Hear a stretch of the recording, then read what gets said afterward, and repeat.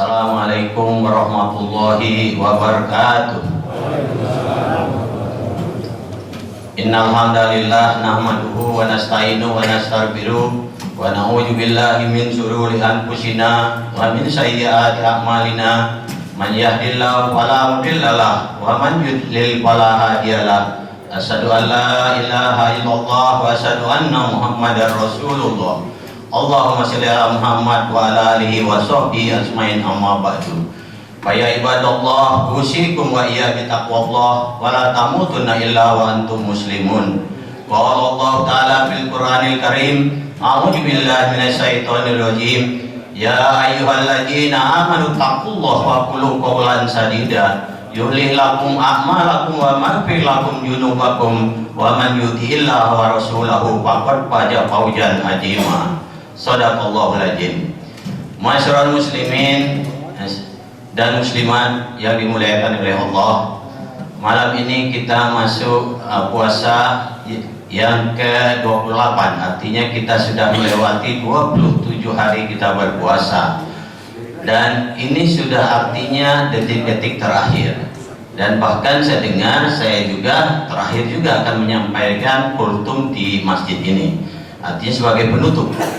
Nah, kalau di dalam suatu proses pasti harus ada evaluasi diri, ya, termasuk puasa yang kita lakukan selama ini, ya kita harus evaluasi terhadap diri kita masing-masing. Namun sebelum kita mengevaluasi diri kita, tentu ada dasarnya dulu kita akan membicarakan itu. Pertama, tentu puasa ini kita sudah tahu semua bahwa puasa ini telah merupakan kewajiban kita yang telah disampaikan di dalam surat Al-Baqarah 183 dan kita hafal semua. Ya ayyuhalladzina amanu kutiba alaikumusiyam kama kutiba alal ladzina min qablikum la'allakum tattaqun. Artinya, hai orang-orang beriman, diingatkan oleh Allah, ya diwajibkan bagi kamu berpuasa sebagaimana diwajibkan bagi orang-orang terdahulu agar kamu tattaqun atau bertakwa. Artinya puasa ini bukan hanya umat Islam saja sekarang, terdahulu sudah diwajibkan. Salah satu contohnya pengikut atau Nabi Daud, ya, itu sudah diwajibkan juga berpuasa, bahkan dijadikan oleh umat Islam sekarang sebagai sunnah. Banyak yang mengikutinya dengan sunnah puasa Daud. Begitu juga Nabi Isa, ya, diwajibkan juga waktu itu dalam 1 tahun 40 hari itu untuk Bani Israel. Tetapi nyatanya sampai sekarang itu nggak jalan. Makanya Islam diturunkan dalam rangka menyempurnakan semuanya, termasuk puasa ini diwajibkan bagi kita, puasa bulan Ramadan ini. Dan yang kedua dasarnya mungkin saya akan berbicara syahrul Ramadan alladzi unzila bil Qur'an hudan linnas, bahwa bulan Ramadan ini diturunkan Al-Quran sebagai petunjuk bagi umat manusia, bagi kita semua. Nah, diturunkan pada bulan Ramadan, akibatnya bulan ini menjadi bulan mulia. Diturunkan melalui Nabi Muhammad menjadi mulia. Diturunkan melalui Jibril juga mulia. Diturunkan pada hari Jumat kita muliakan. Jadi semua ini karena Ramadan ini turun pada bulan Ramadan, dampaknya banyak yang menjadi mulia terhadap bulan ini. Dan selanjutnya apa yang harus kita lakukan dalam evaluasi diri kita? Kita sudah 27 puasa. Apakah selama 27 puasa ini kita sudah ada ketenangan batin kita? Karena kita telah melakukan ritual ibadah, mulai dari kita puasa siang hari, kita lanjutkan tarawih ini, kita lanjutkan i'tikaf, kita lanjutkan sholat malam, kita lanjutkan tadarus Al-Quran. Pertanyaannya, apakah kita sudah tenang hati kita di dalam melakukan dalam bulan Ramadan ini? Karena Allah ingatkan di dalam ayat disebutkan alladzina amanu wa tatma'innu qulubuhum bidzikrillah, ala bidzikrillah tatma'innu qulub. Apa kata Allah? Apabila kamu akan tenang, ingatlah Allah, dan Oleh sebab itu, agar hatimu tenang, selalu mengingat Allah. Nah, kita ritual di dalam Ramadan ini sudah kita lakukan. Banyak kegiatan ibadah yang kita lakukan, timbul pertanyaan pada diri kita dalam evaluasi diri kita. Apakah kita sudah ada ketenangan hati, ketenangan batin selama bulan Ramadan ini? Kalau belum, artinya perlu evaluasi lagi, dan masih ada 3 hari atau 2 hari lagi kita berpuasa. Oleh sebab itu, dan yakinlah bahwa ayat itu ada kebenarannya bagi orang-orang yang istiqomah, tawadu di dalam melakukan ibadah itu, pasti hidupnya tenang. Yang kedua, yang perlu kita evaluasi lagi terhadap ini, dunianya dulu sekalian. Yang kedua, kita evaluasi diri kita bahwa kita telah merasakan bahwa di dalam puasa ini begitu lapar, dan bagi kita mungkin yang terbiasa enak, kita sulit menghadapi puasa ini atau berat menghadapi puasa ini. Tapi apakah kita sudah peduli terhadap orang-orang yang miskin, orang-orang yang tidak mampu, yang belum tentu dia tiap hari makan, gitu kan? Kalau kita tiap hari ada, hanya kita diatur oleh Allah dengan ketakwaan kita bahwa kita harus berpuasa.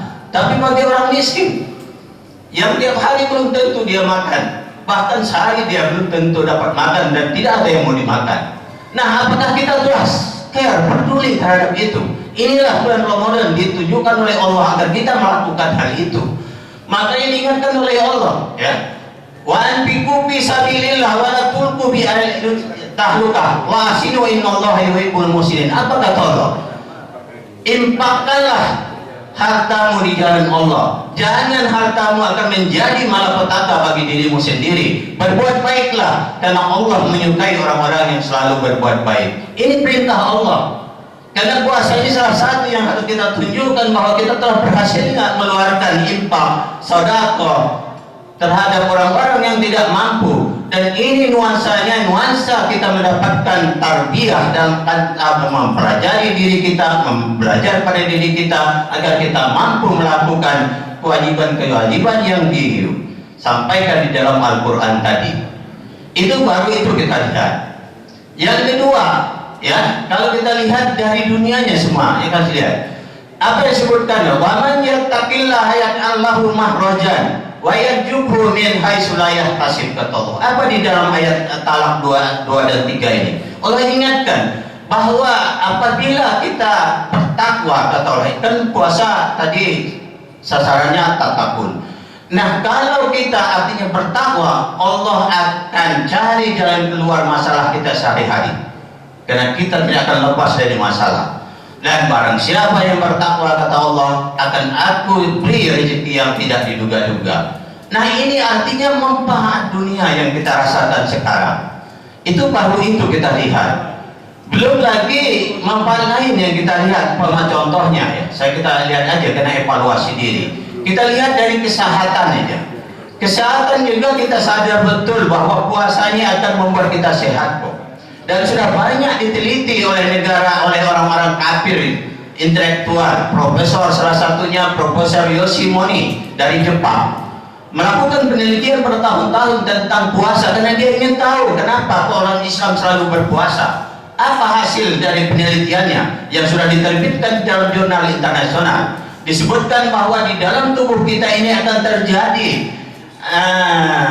autophagy. Autophagy itu artinya di mana sel-sel yang sehat atau yang hidup di dalam tubuh kita akan memakan sel-sel yang mati. Di dalam tubuh kita ini banyak sel-sel yang mati, dan apabila terjadi penumpukan karena tidak pernah puasa, itu akan menjadi kanker di dalam tubuh kita. Oleh sebab itu, autophagy ini akan memakan sel-sel hidup, memakan sel-sel mati, sehingga sel-sel mati tadi akan habis, dan itulah sirkulasi di dalam puasa ini akan membuat kita sehat.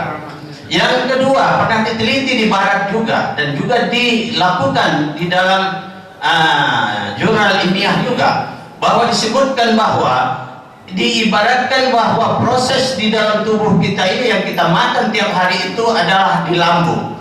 Akibatnya setiap hari kita makan ini, lambung kita menjadi kotor, berkerak dan lain sebagainya. Nah, itu diibaratkan panci. Nah, panci itu kalau kita gunakan untuk memasak tiap hari, itu pasti akan kotor dan banyak keraknya. Puasa ini adalah salah satu solusinya untuk membersihkan kotoran-kotoran dan kerak-kerak yang ada di lambung tadi. Kenapa? Karena kita berpuasa dari jam 4 subuh, makan, itu proses pencernaan akan terhenti sampai jam 10 pagi. Selesai, tidak ada lagi yang dicerna. Makanya jam 10 pasti kita sudah merasa lapar, karena pencernaan kita sudah membutuhkan tapi tidak ada yang dicerna. Dan ini terjadi pemanasan di lambung kita. Kalau terjadi pemanasan, dampaknya itu seperti panci tadi. Kalau panci dipanaskan tidak ada isinya, kerak-kerak dan kotoran-kotoran yang ada di panci tadi akan mengelupas. Kalau dia mengelupas, dia akan menjadi kotoran kita. Dengan kata lain bahwa tubuh kita pasti akan sehat. Itu kira-kira salah satu manfaat langsung dunia yang akan kita dapatkan melalui puasa. Yang selanjutnya adalah manfaat selanjutnya, yaitu tentang silaturahmi. Walaupun silaturahmi ini sudah jelas, terutama silaturahmi ini diarahkan kepada orang-orang yang mempunyai keturunan rahim darah, gitu kan. Nah, silaturahmi ini apa yang terjadi? Apa telah kita lakukan selama bulan Ramadan ini? Dengan banyak kegiatan-kegiatan ritual yang kita lakukan, dengan berbuka bersama, dengan pengajian dan lain sebagainya, itu adalah merupakan jalan atau lantaran kita untuk silaturahmi. Karena silaturahmi ini adalah diingatkan oleh Nabi, bahkan juga dalam Al-Quran, bahwa silaturahmi ini akan memperpanjang umur kita dan akan memudahkan mendapat rezeki. Nah, silaturahmi ini adalah artinya ada suatu kewajiban. Makanya kalau di antara kita dalam keluarga besar kita yang ada keturunan darah memutuskan silaturahmi, diingatkan oleh Rasulullah SAW, kita akan dosa besar dan masuk neraka. Itulah dampaknya. Nah, kalau pertemuan kita sehari-hari seperti ini, itu namanya ukhuwah Islamiyah, persaudaraan antara sesama muslim. Ini yang kita lakukan selama ini. Jadi artinya kesempatan dunia kita adalah menciptakan silaturahmi selama bulan Ramadan ini dengan kegiatan-kegiatan yang banyak kita lakukan, baik berbuka bersama, pengajian dan lain sebagainya. Itu kira-kira kalau kita lihat dunianya. Kita sekarang masih banyak mungkin kalau diuraikan ya, tapi waktu kan dibatasi. Kita lihat dari akhiratnya, apa yang akan kita lihat janji Allah tentang orang berpuasa dengan takun tadi yang disebutkan di dalam Ali Imran 102, ya ayyuhalladzina amanu taqullaha haqqa tuqatih wa la tamutunna illa wa antum muslimun. Apa kata Allah? Hai orang-orang beriman, bertakwalah kepada Allah dengan sungguh-sungguh agar kamu meninggal dalam keadaan Islam dan iman. Kenapa ini terjadi? Ya, apa diingatkan Allah? Kalau itu yang terjadi pada diri kita, berarti ada kepastian kita masuk surga. Kalau kita masih dalam keadaan iman. Kenapa diingatkan oleh Allah juga tentang takwa ini? Karena banyak orang yang meninggal, dia muslim, taat, tetapi akhir dari proses hidupnya dia tidak Islam. Contohnya apa? Orang melakukan judi meninggal, orang zina meninggal, orang korupsi meninggal, dan orang maksiat meninggal. Itu artinya diingatkan Allah agar untuk selamanya kita menjadi orang yang bertakwa dan mati dalam keadaan Islam dan iman. Dan berikutnya lagi, apa disebutkan? Ya ayyuhalladzina amanu taqullah wa qulu qawlan sadida yulih lakum amalakum wa maghfir lakum junubakum wa man yuti'illah wa rasulahu faqad faza fawzan azima. Ayat yang saya buka di dalam mukadimah saya tadi. Hai orang-orang beriman, kata Allah, ya orang-orang beriman, bertakwalah kepada Allah dan berkatalah dengan benar agar ibadahmu disempurnakan, dosa-dosamu diampuni, dan ikutilah Allah dan Rasulmu, pasti kamu akan beruntung. Kalau kita beruntung di dalam kehidupan dengan Allah, arti jaminan masuk surga. Ada lagi disebutkan juga di Al-Maidah 35 disebutkan juga, ya ayyuhalladzina amanu taqullah wabtaru ilaihi wasilah wajahidu fisabilihi la'allakum tattaqun. Kata Allah. Apa dalam ayat ini? Disebutkan oleh Allah, hai orang-orang beriman, kata Allah, bertakwalah kepada Allah dan berjihadlah, berusaha mendekatkan diri padanya dan berjihadlah di jalannya agar kamu mendapatkan kemenangan, jaminan surga dari Allah. Jadi dampaknya banyak. Belum lagi yang disebutkan apa? Orang-orang yang bertakwa, ya. Inna akramakum indallahi atqakum, kata Allah. Akhir dari cerita kehidupan kita ini, yang paling mulia di sisi Allah adalah orang yang bertakwa. Oleh sebab itu puasa ini diturunkan agar kita selalu bertakwa. Dan apabila kita lihat dari proses yang saya sebutkan, dunia dan akhirat tadi, itulah sebagian sekelumit yang saya sampaikan. Kalau kita kupas mungkin lebih banyak yang lainnya. Dan ada satu lagi saya tambahkan, bahwa proses takwa ini nggak gampang. Proses takwa yang dicontohkan oleh Rasulullah SAW tentang mendapatkan ketakwaan yang maksimal adalah pertama apa yang harus kita lakukan. Karena kita yakin juga ini. Pertama kata Allah adalah pandangan hidup kita atau tauhid kita. Selama ini kita menganggap kita telah yakin kepada Allah, tapi masih banyak kita syirik-syirik kecil yang kita lakukan. Bahkan syirik-syirik besar. Kita percaya kepada kuburan, percaya kepada barang-barang yang lain antik, percaya kepada kalau sembuh kena dokter, kalau kita berhasil kena perjuangan kita sendiri. Itu adalah kelompok syirik-syirik kecil yang ada pada diri kita. Apakah itu nanti akan menuju takwa? Pasti tidak. Kenapa? Karena kita jangan munafik di dalam hidup nih. Setiap kita tahiyatan di dalam asyhadu alla ilaha illallah, kita mengakui bahwa tiada Tuhan selain Allah. Terus lagi kita qul huwallahu ahad, kita yakin bahwa Allah itu satu, ya. Terus di dalam Al-Fatihah disebutkan apa? Disebutkan Alhamdulillahirabbil alamin Ar-Rahmanir Rahim Maliki Yaumiddin Iyyaka na'budu wa iyyaka nasta'in. Apa itu? Padamu kami menyembah dan kepadamu kami mohon pertolongan. Tetapi apakah kita sudah melakukan itu semua? Belum tentu, ya. Banyak. Nah, itu yang perlu kita luruskan kalau kita akan menjadi seorang tatakun yang murni. Berikutnya lagi kita lihat apa sesudah itu, yang proses yang kedua yang diajarkan oleh Nabi adalah proses untuk menambah ilmu pengetahuan. Karena disebutkan di dalam Al-Quran, yarfa'illahu alladhina amanu minkum walladhina utul ilma darajat. Apa kata Allah? Barang siapa yang berilmu dan beriman akan dinaikkan derajatnya oleh Allah. Nah, di dalam kehidupan ini kita tidak mungkin bisa beribadah dengan sempurna kalau kita tidak menambah ilmu, mempelajari Al-Quran, mempelajari Sunnah Rasul. Tidak akan mungkin. Bahkan ilmu ini itulah yang harus kita terapkan di dunia ini. Kalau tidak, inilah yang terjadi sekarang. Karena apa?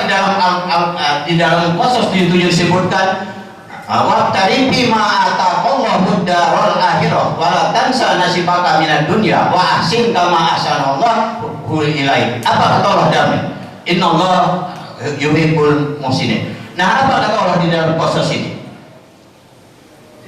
Carilah pahala negeri akhiratmu yang mana telah dikurniakan Allah kepada kita, dan tapi jangan lupakan hakmu di dunia. Dan berbuat baiklah karena Allah selalu berbuat baik, dan janganlah berbuat jahat di muka bumi karena Allah membenci orang-orang yang berbuat jahat. Apa yang terjadi kita lihat sekarang? Kita lebih kupas sedikit ini. Inilah dampak dunia ini yang menjadi rusak, bumi ini menjadi rusak, di mana kita akan mengalami pemanasan global, kita mengalami bencana-bencana, tsunami, longsor, gempa bumi. Ini karena dampak ayat ini tidak diterapkan di dalam kehidupan kita. Kita lebih banyak berpikir dunia, dan kapitalis itu pelakunya, yang selalu dunia yang dipikirkan, mau mengeksploitasi sumber daya alam habis-habisan, dan dampaknya bumi jadi rusak dan kita menanggung risikonya dengan banyak bencana-bencana. Jadi yang benar artinya kata Allah dalam proses ini, kita perdalam dulu ilmu agama atau ilmu akhirat dulu, baru ilmu dunia jangan tinggalkan. Ini maunya Allah. Tetapi selama ini dibalik oleh manusia, yaitu ilmu dunia dulu yang dicari, ilmu akhirat tidak dianggap. Dan dampaknya inilah yang terjadi di dunia, dan kita akan mengalami pemanasan global yang akan bertambah, dan kita akan makin hidup sengsara dan susah di muka bumi ini. Dan itu kira-kira jadi yang benar adalah bagaimana orang itu di dalam mendapatkan pendidikan dia santri tetapi dia intelektual. Itu yang kita diharapkan oleh Allah di dalam Al-Qasas 77 ini. Selanjutnya disebutkan akhlak. Urutan ketiganya, akhlak ini disebutkan kata Nabi, saya diutus ke muka bumi ini demi menyempurnakan akhlak manusia. Dan akhlak ini yang kita sebut dianggap merupakan teori baru. Di dalam manajemen disebutkan bahwa ini attitude gitu yang kita pelajari sehari. Nyatanya Nabi sudah mengajarkan dari 1004 tahun yang lalu tentang akhlak ini. Dan inilah yang benar, bahwa akhlak yang diajarkan berdasarkan Quran dan Sunnah itulah yang benar, dan itu yang digunakan oleh orang-orang katanya ilmuwan yang menciptakan teori baru dan lain sebagainya. Nyatanya itu semua dari Al-Quran. Selanjutnya baru akan mendapatkan ketakwaan yang hakiki. Apabila urutan 1 kita penuhi, urutan 2 kita urut kedua kita penuhi, urut ketiga kita penuhi, baru itu menjadi orang yang bertakwa hakiki yang sebenarnya. Jadi inilah kira-kira yang perlu saya sampaikan untuk evaluasi diri kita. Proses ini kita lakukanlah dalam rangka kita menjadi orang yang takun. Demikian dari saya, sekali lagi lebih kurangnya mohon maaf. Apabila ada kekurangan dari saya mohon maaf. Wabillahi taufiq wal hidayah. Wassalamualaikum warahmatullahi wabarakatuh.